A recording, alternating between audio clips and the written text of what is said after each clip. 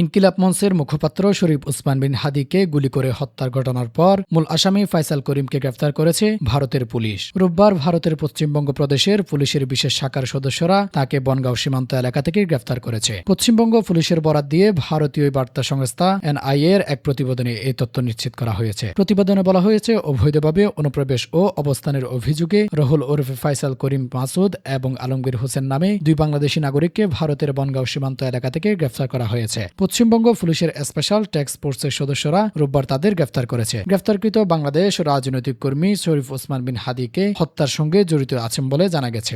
সংবাদ বিজ্ঞপ্তিতে এসটিএফ বলেছে, চাঁদাবাজি ও খুনের মতো ঘোরতর অপরাধ সংগঠনের পর বাংলাদেশ থেকে ভারতে পালিয়ে আসা দুই বাংলাদেশি নাগরিককে গ্রেফতার করা হয়েছে। তারা অবৈধভাবে ভারতে প্রবেশ করে এবং পশ্চিমবঙ্গে বনগাঁও সীমান্ত এলাকায় আত্মগোপন করেছিলেন। পুলিশের কাছে বিশ্বস্ত তথ্য ছিল। তারা সুযোগ বুঝে পুনরায় বাংলাদেশে ফেরার অপেক্ষায় ছিলেন। তথ্যের ভিত্তিতে অভিযান চালিয়ে গত 7 ও 8 মার্চের মধ্যবর্তী রাতে বনগাঁও এলাকা থেকে দুই বাংলাদেশিকে গ্রেফতার করা হয়। গ্রেফতারকৃতরা হলেন পটুয়াখালীর বাসিন্দা রাহুল ফয়সাল করিম মাসুদ এবং ঢাকার বাসিন্দা আলমগীর হোসেন। বিজ্ঞপ্তিতে পশ্চিমবঙ্গ পুলিশ বলেছে, প্রাথমিক জিজ্ঞাসাবাদে জানা গেছে রুহুল ওরফে ফয়সাল মাসুদ করিম ও আলমগীর হোসেন বাংলাদেশি রাজনৈতিক কর্মী ওসমান বিন হাদি হত্যার সঙ্গে সরাসরি জড়িত। হত্যার পর তারা মেঘালয় সীমান্ত দিয়ে অবৈধভাবে ভারতে প্রবেশ করেন। এরপর ভারতের বিভিন্ন স্থানে অবস্থান শেষে সম্প্রতি বাংলাদেশে পুনরায় প্রবেশের উদ্দেশ্যে বনগাঁও জড়ো হয়েছিলেন। এই ঘটনায় গ্রেফতারকৃতদের বিরুদ্ধে সুনির্দিষ্ট ধারার মামলা দায়ের করা হয়েছে। রোববার গ্রেফতারকৃতদের সংশ্লিষ্ট আদালতে হাজির করা হলে আদালত তাদের পুলিশ হেফাজতে পাঠানোর নির্দেশ দেন। এর আগে গত ডিসেম্বর শেষ দিকে এক ভিডিওতে ফয়সাল করিম জানান তিনি বর্তমানে দুবাইয়ে অবস্থান করছেন। ফয়সাল আরও দাবি করেন, হাদি হত্যাকাণ্ডের সময় ব্যবহৃত মোটরসাইকেলে তিনি ছিলেন না।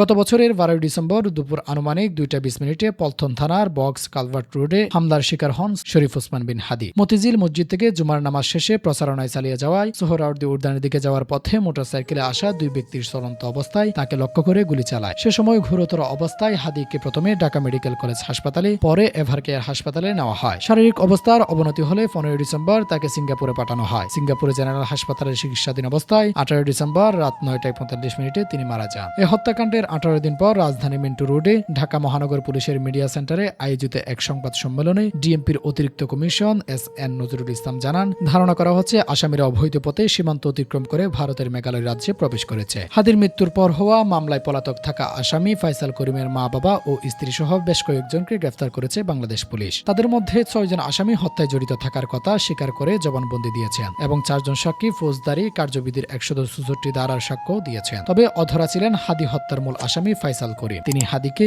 গুলি করেছিলেন বলে জানা যায়।